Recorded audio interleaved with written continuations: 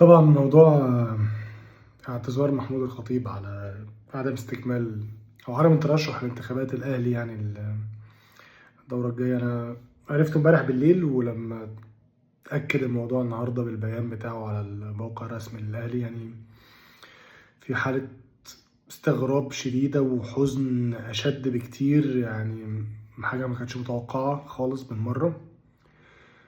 بس يعني هو العزاء الوحيد في الموضوع ان هو يعني عشان صحته، مش اكتر من كده. يعني احنا يهمنا ان هو تبقى صحته كويسة وكده، ولو مش هيقدر يباشر الموضوع وهو تعبان لازم يبعد عن الضغوط وبتاع. طبعا المكان ده مليان ضغوط وحاجات كده، ده عزائنا الوحيد. يعني على قد صدمتنا وحزننا على انه خطيب مش هيبقى موجود كرئيس الاهلي يعني الدورة الجاية، بس يعني ربنا يشفيك يا بيبو ويقومك بالسلامة.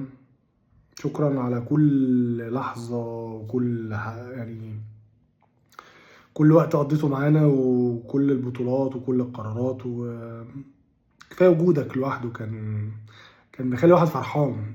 أنا رئيس النادي بتاعي هو محمود الخطيب، دي كانت في حد ذاتها حاجة كبيرة أوي أوي أوي لينا كأهلاوية يعني.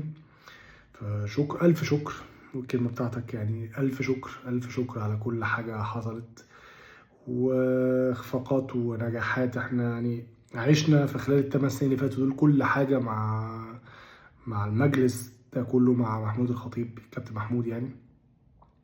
فشكرا على كل حاجة حصلت، واتمنى لك الصحة والعافية وترتاح وتكمل علاجك على خير وتفضل في أفضل صحة وأفضل حال.